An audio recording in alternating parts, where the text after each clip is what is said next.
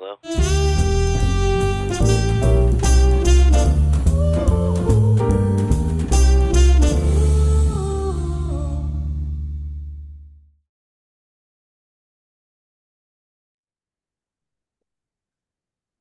Okay.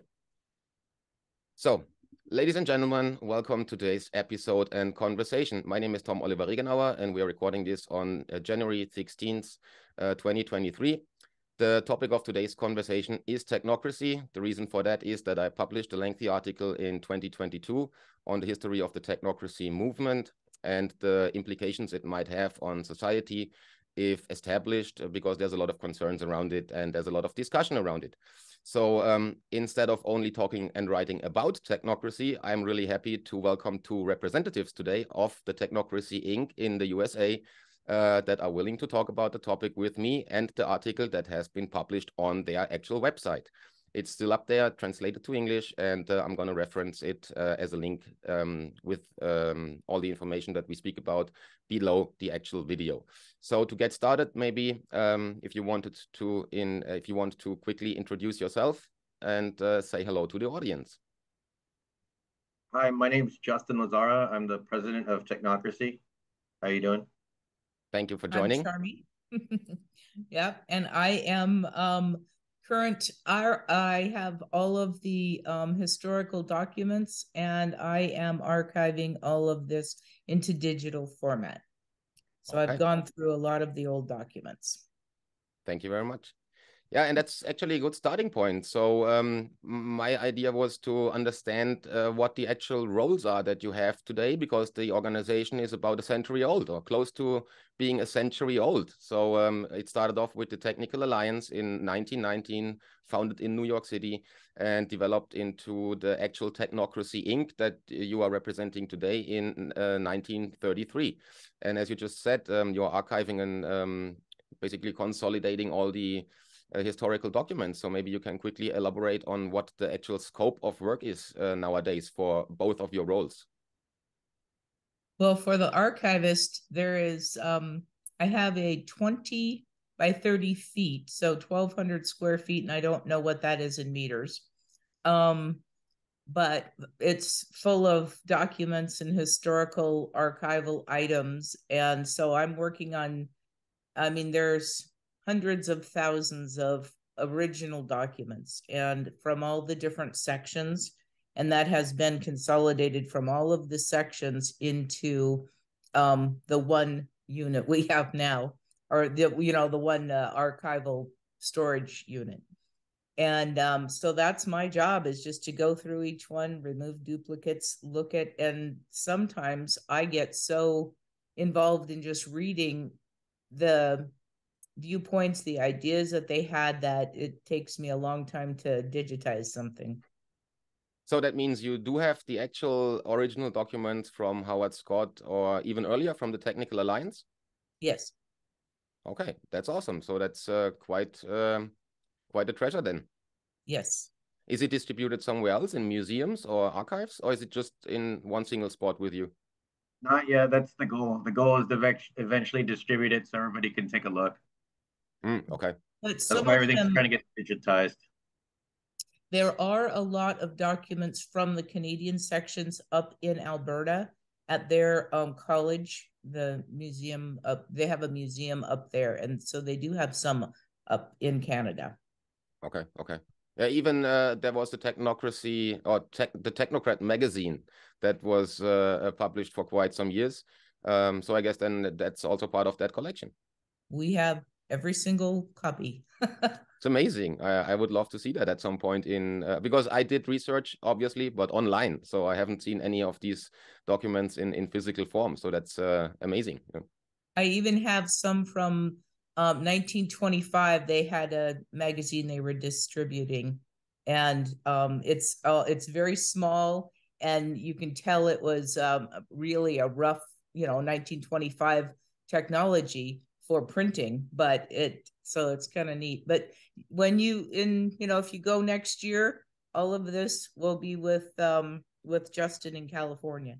Okay, okay, and that brings me to you, Justin. What's your role as a president? How can imagine, or how can I envision the role of a president at Technocracy Inc. today? Is that a lot of public relations? Is it more management of the archive? Is there actual presentations, or are you like advertising for the idea? So what's the actual scope of work that you're gonna have as a president?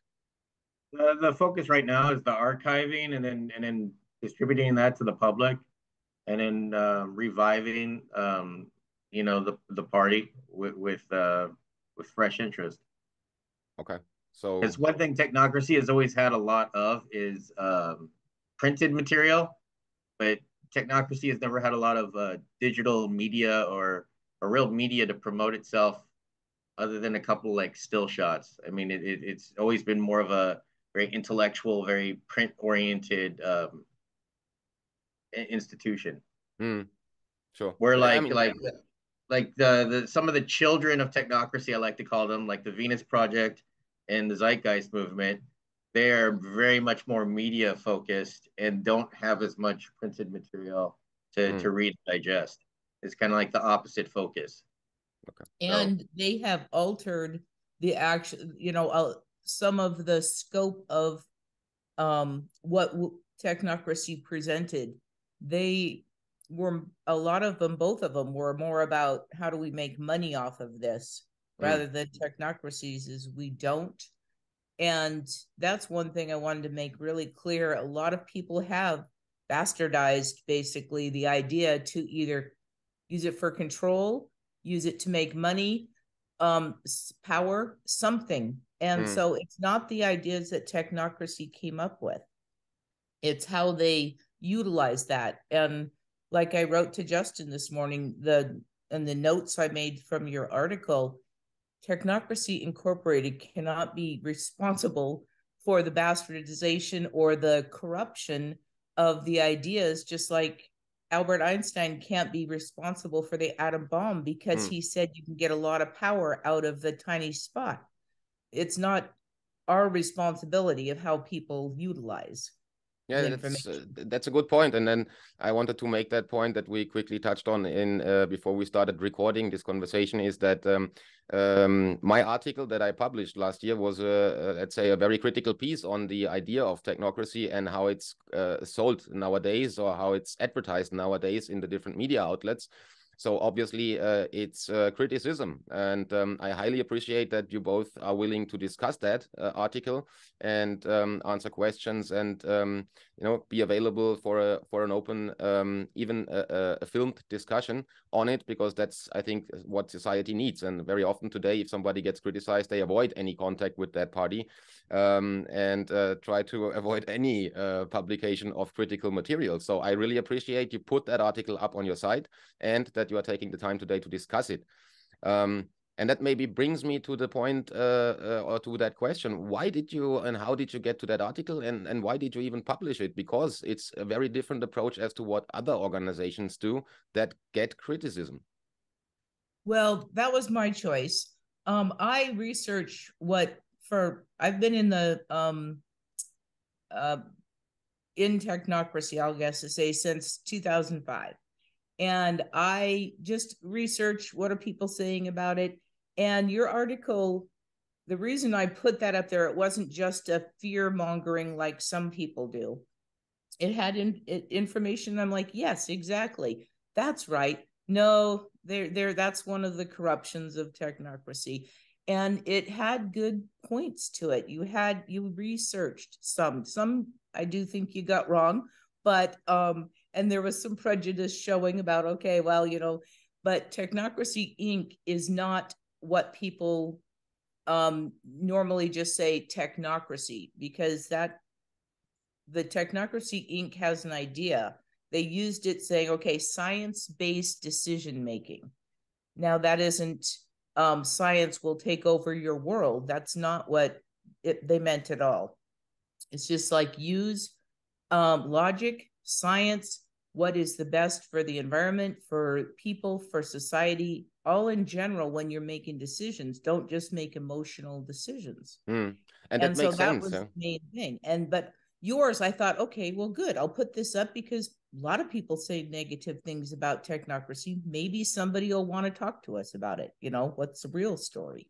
Yeah. And I mean, if I look at older documents or documents from the same time frame, let's say around the 1930s or so, then you come across stuff like from Bertrand Russell, who was writing books about social reconstruction, and he already talks about scientific government. And if you read his book, and he talks about a world army and a world government, that sounds pretty scary in comparison to what democracy is nowadays. And if we talk about the philosophy of Friedrich Nietzsche being a free individual living on Earth. So there's a lot of connections that you can make, and over the past 100 years there's a lot of ideas floating around. So I appreciate you read that article and you published it, and I hope we get to the points that I in your opinion got wrong. And maybe we can touch on that. So well, I will touch on one thing you just said, and it said world government. Now, I know from reading all this stuff that I've read when I'm archiving that Technocracy's idea of first they just wanted the North America, but it was more like, okay, let's share and combine our resources so that we can help everybody. So there isn't the poor countries. We can support them, they can support us with stuff. It was more of a collaboration idea than, okay, let's get ours and control everybody. It's a whole different mindset than what people have presented it as. Yeah, that was more citing what Bertrand Russell wrote in his social reconstruction. But as far as technocracy is concerned, I mean, it started off as a movement to reduce waste and overproduction, as you said, in North America, and then it spread to the entire US at some point. But I do appreciate that. I think in the early documents there's already an approach to overcome the political spectrum, which I think is, if you look at the left-right dialectics and the left-right paradigm, is causing a lot of turmoil. Is a lot of it's how do you say, it's had a negative impact on society because people are fighting over political ideas instead of actually discussing a question and getting to a solution. So I do appreciate that part of the technocracy idea that I read. But as you said, in my article, I wrote on, let's say, the downsides of it and about the downsides of it and the positive and negative implications. And you said the ideas have evolved over time. So it would be great to understand how the ideas of the actual technocracy movement in the 30s and what Howard Scott developed have evolved over the time, and where you are now as far as the overall approach and concept is concerned. Because honestly, looking at production and overproduction, I think we're producing more waste than ever in human history, most likely. So that hasn't really worked out so far. How do you look at that, and how has the idea evolved? Well, I think what you use in your article is more technocracy as a term today, and if that was just what your article was, I don't think we'd be here having this discussion. It's because you referenced the origin of technocracy in the group, which had different ideas. Technocracy was more about at the core of it was the energy certificate system, which was just a different means of distribution of goods to be more equitable and to be more efficient and to give people more leisure time. So if technocracy ideas were truly being implemented, you wouldn't have this excess of waste. You would have hyper efficiency, and you would have very little waste, and people would have a lot more free time to themselves. They advocated people working 4 days a week for 4 hours a day. I mean, that gives you a pretty sweet week to do what you want. It'd be nice in terms of work-life balance, yeah. Yeah, it would be very nice. And then a lot of production was supposed to be based on actual demand, where you would survey everybody and be like, how many t-shirts do we need this month? How many apples do we need this month? And you would tailor your production and forecasting to that, which companies do today. But where that goes out the window is the more units I sell, the more money I make. And so they don't really care about efficiency. They care about maximizing profits. Modern companies have a focus on efficiency, but efficiency of dollars and efficiency of profits, where technocracy is focused on energy efficiency and not wasting excessive energy and not wasting resources when you have finite amounts. So it's a bit the core is kind of greed in the end. Yeah. So capitalism always kind of corrupts everything. Yeah, I mean, and that's the question. From a philosophical point of view, you could argue that even if you have a technocracy installed as per your description, that there would always be greed, and somebody, you know, would from a human nature standpoint get there. Yeah, every system is only as good as its principles and concept of honor. I mean, we're looking at Russia today, and Russia has huge problems with corruption. So their army is going to war with paper body armor instead of actual body armor, and that's just due to corruption and broken morals. And we can see similar things in China, where you have greedy, basically warlords of different factions in China, accumulating as much wealth and power as possible, with no true loyalty to their state or their ideas. Yeah. So any system, if you don't have morals, is worthless. So that's true. Yeah. Maybe just for the audience that doesn't know technocracy as a concept, can you quickly describe what technocracy would mean in terms of government? So would there still be a democratic elected government as we know it today?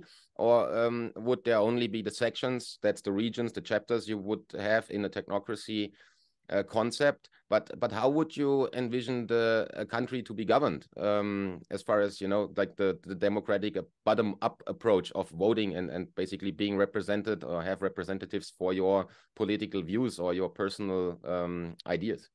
I think there'd be two sides to it. There would be an energy management side, which would be a vast part of the government. But then there would be another side, which would be human needs. Because like really technocracy is just a system. And that's why we avoid the term political party, because you could take our system and you could apply it to different ideologies and they can run away with it. So you could have, say, the Mormon technocracy. So they'd be using a technocracy system, but they would have their social values from their Mormon ideology.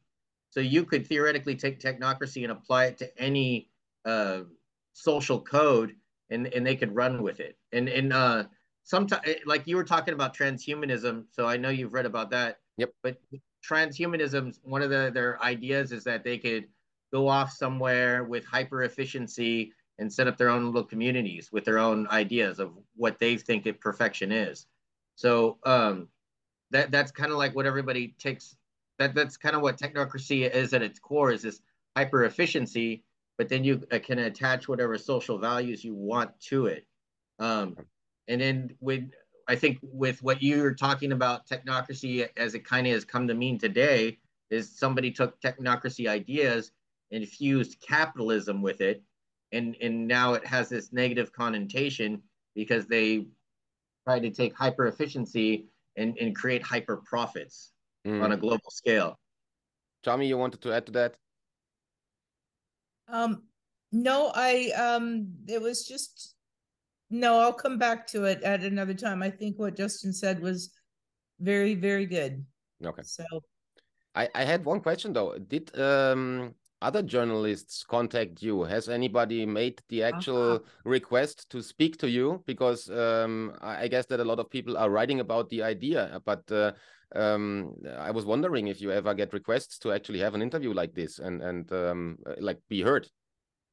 Okay. Well, I'm manning the phone that's on the website and the at this moment and the email.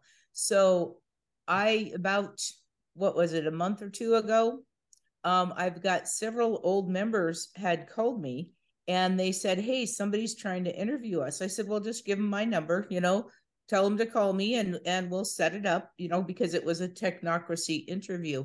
And the person wouldn't. He was going, or she, whoever it was, I think I know who it was, but was going all around, contacted 10 different videographers. One of them showed up at a member who has dementia. The guy opened the door and he started asking questions, doing a filmed interview when he just opened the door, and he had no idea what was going on. So, and I said, tell him to call me. They wouldn't. That has happened probably in the last 5 years, maybe 3 or 4 times, where people try to do technocracy stuff avoiding me. And I'm open to talking. I have written people. You want to talk about technocracy, talk to me, talk to us, talk to the actual organization. And they won't do it. You were the first one who's actually taken, contacted us and directly.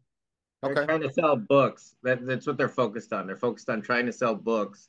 And if you talk to us, I'll shred your book, and then they don't sell books. And that's bad capitalism. Yeah, yeah. I mean, the question to what you just said before, Justin, I wanted to see if there is not if you don't see that risk, because if you look at making something more efficient, it's like in a company. If I make my supply chain or my production more efficient, and it's just in time deliveries, and it's really on demand production. First of all, I do think that is a very risky system sometimes, because if there's one problem in the chain or in that process, the whole thing goes down, or at least is on hold for a while. So that's one risk. And then the other risk is, I think, that as you mentioned, transhumanism isn't the natural development of things, that when you get more efficient and you try to be, you evolve technology and basically automate the world in a sense. Don't you think that there's always a risk that we kind of lose the human values that we have as and basically are governed by machines? That's what a lot of people think. What nowadays, I mean, look at the youth running around with a smartphone in their face. To me, it looks like zombies very often, and instead of seeing the city they are walking around in, and finding their way back to the train station, they need Google Maps to actually find the train station again, because they can't remember the buildings they've passed. So what's your take on this from a risk management point of view, implementing a technocratic system, and from a philosophical point of view, is there not a risk to the human nature and society? So on efficiency first, if you have a good effective system, you should have a buffer. You should have a surplus that you can fall back on. Like in a good technocratic system, they should be planning for something like COVID, so that if COVID came up, there should be plenty of stockpiles to have everything sustained for a year or more. That the fact that they didn't have those supplies on hand is just poor, greedy management, and a lot of companies, they don't like to have a lot of surplus sitting around, because they have to pay taxes on that, and it's not profitable. So I think in a capitalist system, it encourages you more not to have those reserves, because you're worried about profit margins and taxes. Where in a technocratic system, a good planner is going to plan for an earthquake or a fire or some other emergency where you're going to need to have stockpiles on hand to take care of everybody. And then with the dehumanization of hyper efficiency, I think that goes back to what I said with morals. If your society doesn't have morals, then yeah, you don't care about Joe's break, or you don't care about that he has a family he needs to take care of. You care about him getting that Amazon van and delivering as many packages as possible, and maximizing profits, and keep track of them with a tablet at every move they make. But I was coming more from a different angle, because I think nobody told us how to deal with a smartphone in 2007 when that was implemented. So we are all overwhelmed by the technology. We are basically managed by the smartphone, or a lot of people are, and they are not dealing with it in a rational way. So they can't keep up with the development of technology, and nobody told us how to use it. So that's why we have the result that actually, if you measure it, that the human brain capacity went down from 16 seconds to, I think, 11 and 12. That's measurable, and that's obviously and since 2007, that's a little bit more than a decade. So I'm coming more from that point of view, because if we automate the world, and if everything is about hyper efficiency and it's centralized, management by computers, by machines, is that not a risk to ending up in a collectivist approach like the Borg in Star Wars or so, where we all managed by a big computer? No, I think there's always a risk with that. Like with cell phones, it's a new technology, and we don't really know a lot of things. So like one thing that's been kind of studied now is that you get a dopamine kind of response from using your smartphone, and that makes it addictive. So there's certain properties about using a smartphone that is similar to using drugs. So that's something that we need to acknowledge, and then we need to teach to people that, hey, you need to watch your screen time because it's affecting your brain and not having a positive effect. So, I mean, it's just like fast food. Fast food could be a great tool if you're in a hurry and you need something to eat. But if you eat fast food all the time, you're going to be fat. So, and very unhealthy. So, any new technology has its teething period where you have to figure out the pros and cons of it, how to properly apply it. So, I feel like with a lot of new emerging technology, that's always the case. I think there's like some things that get presented, I feel the engineer, there's two kinds of engineers because I'm one and I deal with the other. So you have college engineers who have great ideas and come up with great things, and then you have field engineers like me that actually have to use it and apply it. And I'm usually the guy who comes back and going, well, this thing's really great, but you need to change this because it's not practical in this capacity. And they need that input, and then they tweak it, and that's part of the evolving process of like new technology. um, but I think the dehumanization, that has to do more with a breakdown in social values. I don't think that has to do with a system of management.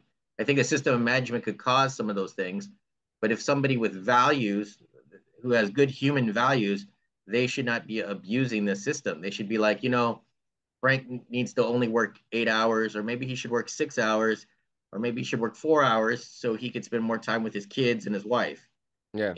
Because then that creates a more functional, healthy society. So anything can be, tempered with morals.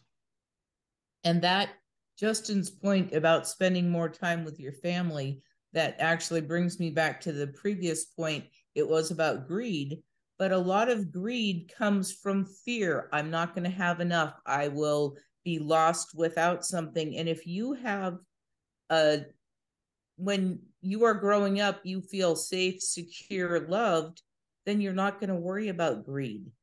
And some people are just born inherently greedy. I mean, there's just that. But if you have a society where your needs are taken care of, your base needs, love, food, education, then there's a lot less chance for that corruption that will happen, that greed inherent. So Yeah, that was yeah, my that's point. true. One of the remarks, though, I mean, and I appreciate the answer, Justin. As far as morals is concerned, I mean, we do have a moral catalog and a humanistic approach as to what we should be doing in society as we're living together. But even a democracy, I can speak from my home country. I'm based out of Switzerland now, but I'm from Germany and living in Switzerland since about 12 years now. But it's highly corrupt. So, I mean, even there, you have a moral code, you have a democracy that is supposed to represent you as a citizen, but in the end, it's a very corrupt, corporatistic, whatever you call it, approach, where the power is in the hands of a very few people.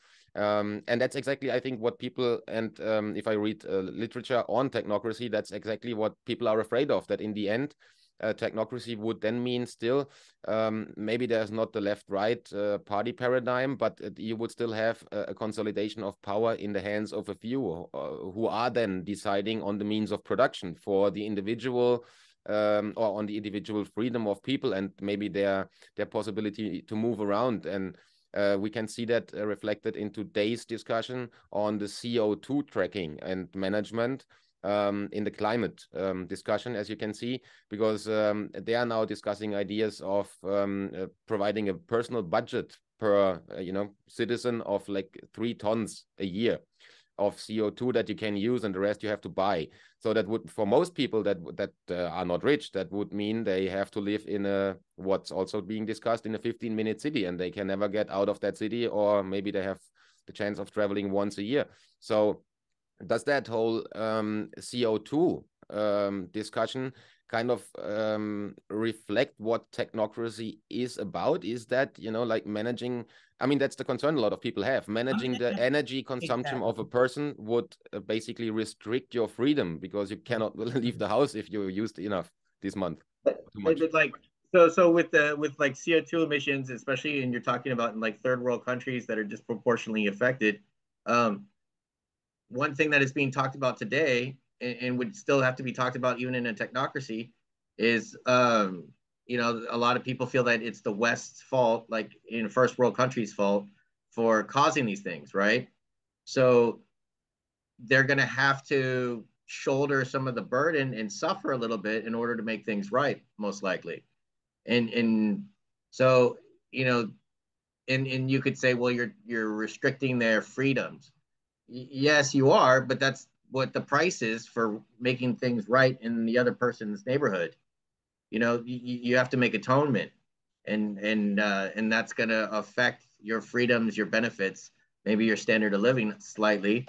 If you do it right, it should be just very slightly. If you do it horribly, yeah, it could be a dystopian novel. But like, so like one example would be like, maybe you decide, we need to cut back on how often we drive cars.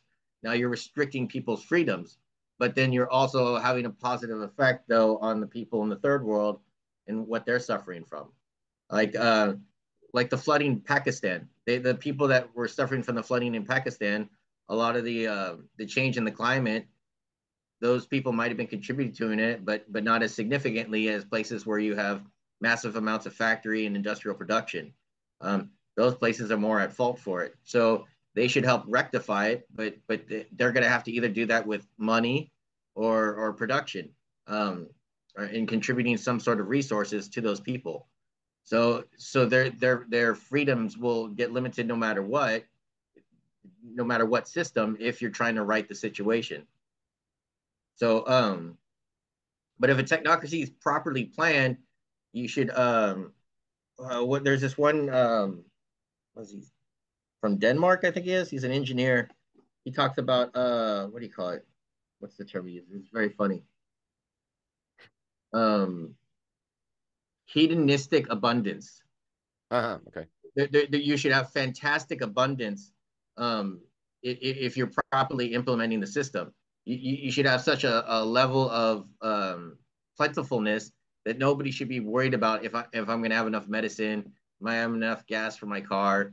You know, those things shouldn't be worried about if the system's being properly implemented. Nobody should be worried about medical care. Nobody should be, you know, worried about enough food for their family, or if they're going to have heating for their house. Like that's a major crisis in Europe right now, and that shouldn't be an issue if things were properly planned for and properly implemented. Nobody foresaw an issue with Russia, so they didn't plan for stockpiling natural gas, or maybe maintaining the nuclear power plants that they had before, which would have been intelligent if you foresaw a conflict with Russia. Yeah. But instead they were like, oh, it'll be fine. But that means that the CO2 management itself, that idea, is a basic idea that you can basically track back to what the technocracy was about in the very beginning: management of the energy consumption of the let's say of the society itself, of the country, a city, and down to the individual, right? Right. But like at the heart of technocracy, where technocracy can really run fast, is when you have like a bottomless energy. Like, so like if you have solar, if you have fusion or nuclear, you know, where you have this limitless energy. Yep. Then you're only limited by how many bodies you have and how many machines you have, because you create this hyper efficiency. When you're based more on coal powered, like natural gas and oil, you're in this vicious cycle where you lose a lot of energy creating energy, and it's very inefficient, and Yeah. and you're not going to create the same equity as you would if you were with greener technologies that are more bottomless, like hydro and wind and solar. I'm going to go back to a point that you made, Tom, back where you said the governance is in the hands of a few. But in 2015, we had a conference and we had a transition plan and several things. And one of the things was we absolutely just threw away the old president at the top and then this and that. And it was more of I don't know the term we used right now, but more of a roundtable governance. A council or something. Council. Okay. So council is, that wasn't the term we used, but yep. It was, you have presidents, yes, but you have one for times of conflict, one for this, one for that. They all work together, but the one who has the experience, the knowledge, the skills for that portion takes place, because we have all seen presidents or governors or whatever who have no clue what they're talking about. They just know how to talk. They might be charismatic, and that's it. But the same goes all the way down through. It is not, and it's a rotating group of people. So there isn't the old boys group that says, okay, you do this, I'll do that, we'll get money. It's rotating, so you can't build those corrupt relationships. So you can. It could still happen. But that was the thing we changed in 2015. Yes, the old structure picture is still up there, but we in Technocracy in 2015 we did away with that. You also have a button on the website. It's called the Transition Plan 2016. So I guess that's the later documents then from that conference. Yeah, I don't know if I ever got the actual documents up, because that was when we moved a year after that, and so I'm still working through things, but maybe I should get that new governance plan up, instead of the president, because that is not, we decided that's just the same, that looks just too much like it could become communistic or socialism or something that is not what it is. Okay. Yeah. Thanks. One follow-up question for Justin, though. How would you, if we go back to the CO2 management, or the energy management itself, the consumption management, how would you envision that to be, like imposed or managed? Is it managed by technology? So the increasing automation or digitalization of the world, so that automatically my smartphone tells me what I can do and what I cannot do? Or is that something, as we touched on the organizational structure, councils, is that something that people would discuss amongst each other and come to a decision? How is that? How would you envision that to work, let's say, if it's a full-blown, fully established technocracy as per your latest definition? I think you'd have to have both. You'd have to have human input, about what they feel is the social repercussions. And then you'd also have to have experts kind of steering things, going, well, these are the three best options. You might, because there's always the possibility that your community just makes a horrible choice. Like they don't listen to the experts, and they make the worst possible choice. Yeah. And sometimes it could be out of selfishness. It could be, sure. The personal greed. You don't know what people's motive, or it could be out of some religious dogma that they feel that, this violates their religion. Yeah. So technocracy tries to focus more on efficiency and doing what's best and trusting a little more in the experts. And one thing I think that would change fundamentally in a technocratic society is I think your level of education would be much higher, and better community input would be putting in. Okay. I think the education is so poor globally, especially, that we make very, very poor decisions, and we buy into FESDU science. Yeah. Things that aren't real, like magic water, that you buy at the store and it makes you healthy, when there's very little scientific evidence of that. Yeah. Right. But that's a good point, if I may interrupt for a second, the science, because over the past 3 years, we heard a lot about the science, and especially if I talk about my home country, Germany, it was treated like religion at some point, and you were not able to ask any question, criticize experts in relation to COVID, if there's somebody. And now, after 3 years, it turns out that a lot of the stuff that the experts said didn't really work out. It wasn't true. It just going back to the like the lockdown piece, that hasn't changed the numbers of infections at all. So, and there's a lot of other stuff that you could say about that COVID management that the experts said that in the end didn't turn out to work, or didn't, that were not true. So the question is, in a technocratic society, or if we apply that concept, how would you make sure that the science is not like, like a cult or like a religion, but an actual science with experts that are being able to, or where you are able to criticize, where you have an open conversation and you get to a consensus between the different opinions in society and in science, because science is not the one, truth that we have. Science is a process, and it's a living process. So there's two ways I would do that. One is the science has been corrupted, I think, a great deal over the years with personal corporate investment. Like cigarette company will walk up to a scientist and say, "I'll give you a lot of money if you show me that cigarettes are good for people," right? Exactly, yeah. But we don't punish those scientists. If those scientists should be punished. There should be incentives. They get incentives. We should have, and then like Charmie was talking about, you need to have a council of scientists to make the decision, not a singular scientist. Because I think you might get a better consensus if you have a council of scientists than if you have a singular person. When they come up with new stuff in astronomy or other scientific fields, they have huge conventions where you have hundreds of scientists, and they reach a consensus after discussing a subject for a period of time, and they come to a conclusion. And I think you get a better synthesis of an idea than if you ask, Bob here, what do you think, Bob? What should we do? And Bob might make a great decision and he might not, but he's put on the spot. So I think in COVID, I think at first with COVID, we needed a quick decision. So they asked one person, "You're the expert. We need a decision now. What do we do?"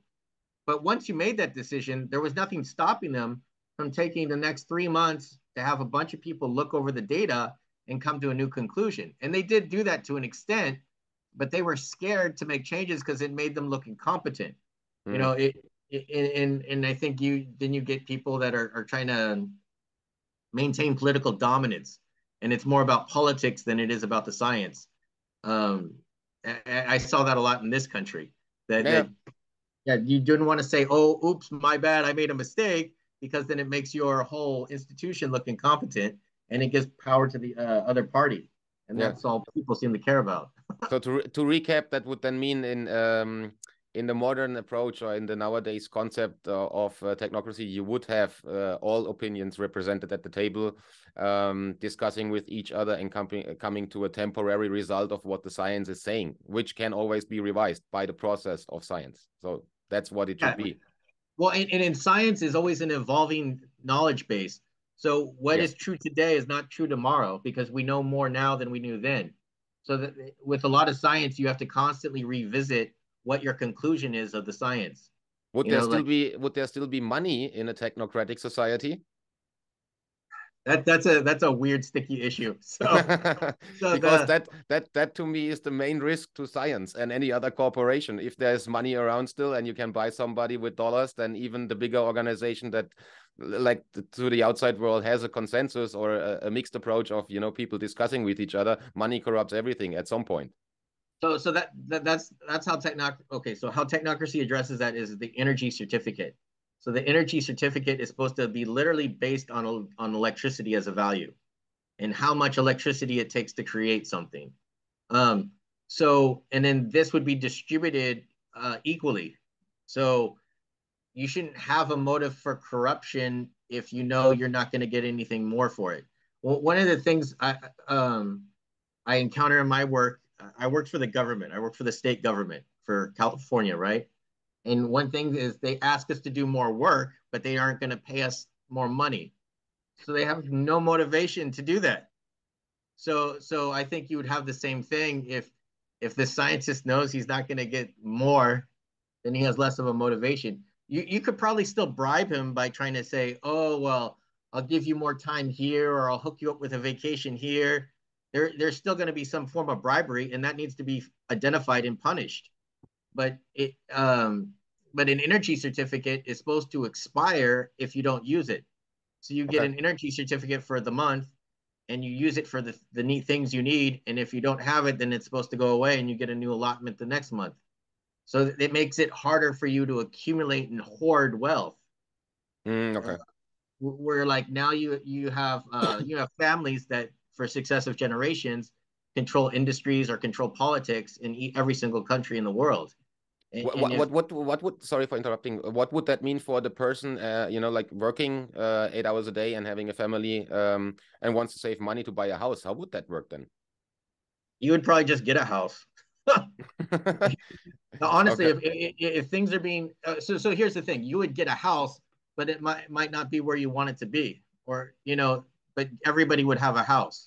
Yeah. And then as things were built and developed to a greater extent, the quality of that house would go up. Like in the beginning of a technocracy, the priority is to get everybody housed and fed in medicine, right? But then once those needs are met, you try to bring it up to the next level. So you start surveying everybody and you go, okay, what's your dream house? Yeah. And you try to make that happen for everybody. And you Yeah. try to raise the standard of living higher and higher. But if you tell that to people, they would tell you that looks like Cuba. And then I think that's the last topic I wanted to touch on, is that a lot of people associate the technocratic approach with kind of a socialism, communism approach, because in the end, it's as you just described, they would have the feeling it's like in Cuba. I get told where to live, and that is your house. And that is completely a different approach from what we have today, where you, as a family, you go to work and maybe somebody earns more money than the other, so he can afford a better house or has to save 10 years longer for buying the house. So that is a very fundamental change of society, and also of the, let's go back, I don't like the word, it's autonomy more than freedom, but the autonomy to decide, I want to live at the coast, I want to live in California, or I want to live in Boston, or somewhere in the Ozarks or whatever. So how would you counter that argument that it reminds people of communism or so? Yeah, no, you'd have just as much freedom to live where you want now or then in a technocratic society as you do now. People can't afford it. They can't move. They have family restrictions. It would be the same. So sorry. I think if you properly plan, you have to survey everybody, and you have to say, okay, where would you like to live? And then is it more about the location or is it about the environment? So like you said, you want to live by the coast. There's tons of coastline in California that has nobody living on it. So there's plenty of available coastline, and it's more about management of resources. So in the end, I would still have some kind of a, let's say, a selection process that I can, like from a catalog of houses. Then let's stick with the house example. So there would be maybe a catalog of houses, so I can choose maybe which state or where in that state or something like that, just from a practical point of view. It would be more than just a catalog. It would be more like a like how you buy a Tesla vehicle. When you buy a Tesla car, you pick out what color do you want the interior, what color do you want the outside, what features do you want. You would start there and figure out what they want in terms of a house, what their needs are and what their desires are, and then present options. And maybe their primary focus is location. Like, I have to be in Los Angeles. Like that's where my family is. I want to be in Los Angeles overall. So you would make this list of desires and you would rank it by priority, and then a well-organized system should be able to accommodate that. Okay. Then, as we are speaking already for quite a while, I have two questions that I want to quickly, basically to wrap up, bring to the table. One, we touched on China beforehand. A lot of people say that, first, do you think China is a technocracy as it is today? It's an evil version of a technocracy. Okay, that's that is a good answer, because I was afraid of something different when I wrote my article. But China is, most of the ruling council of China is primarily science and engineering degrees. So you do have a large amount of scientists and engineers. But what they do with that knowledge is they focus on making money and setting up their own little kingdoms. They are not focused on the betterment of their people. That's true, and they have this dystopian approach of, you know, you having drones flying around your house telling you not to go on the balcony, and whatever they do. I mean, it's really, if you look at it from the outside, it looks like what Huxley or Orwell described in their books when they talked about the dark future, where machines are managing people, and that's kind of what people have the impression that technocracy is. So, in your opinion, it's not a technocracy as you would foresee it, or that the concept initially laid out. It's a evil, like perverted version of technocracy to rule people in China to the benefit of a few. Yeah, it's a perversion of an idea. It's not focused on individual well-being. It's focused on nationalistic ambition. Okay.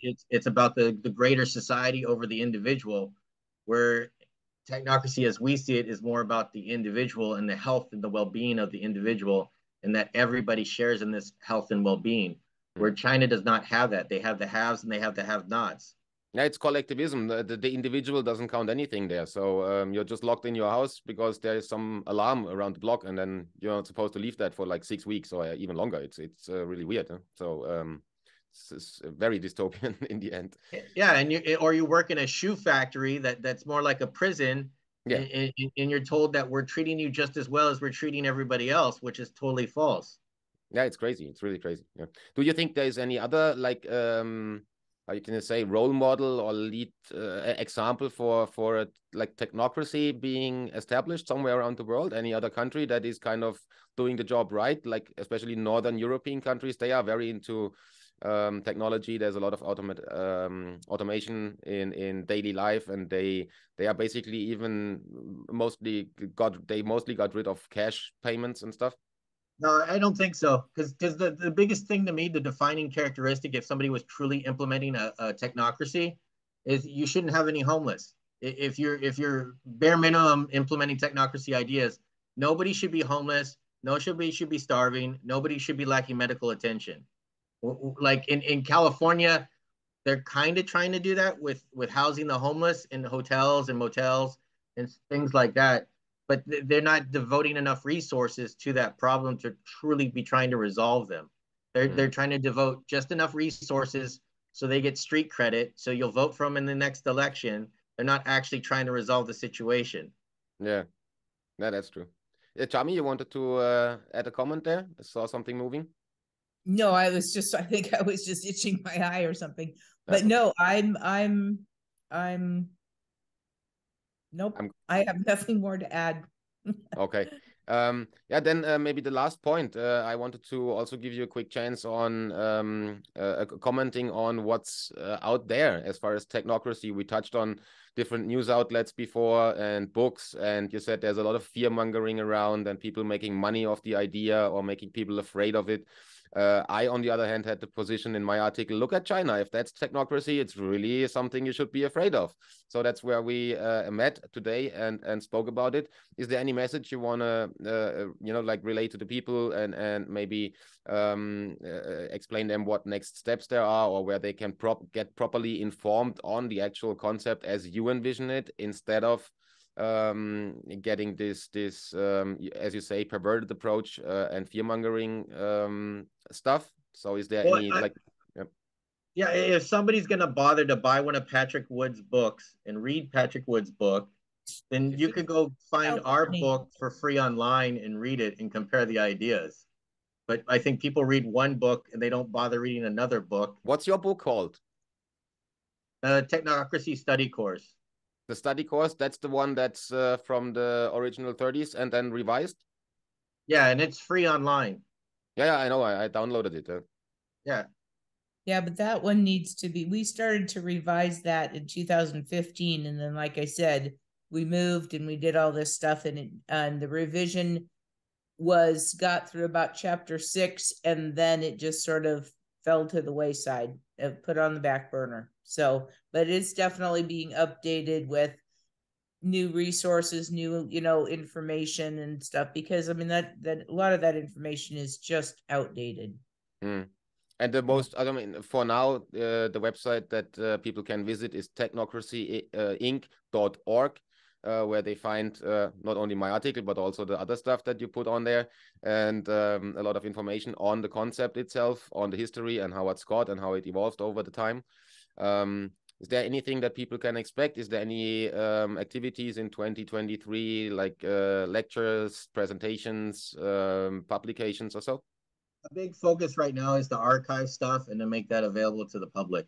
And in that way, hopefully that will get rid of some of this demonization of ideas through people being able to just look at what the actual history of it is and see what it was, and then what will present what it is going to be in the future, and that way they can educate themselves instead of reading everybody else's book without reading another book.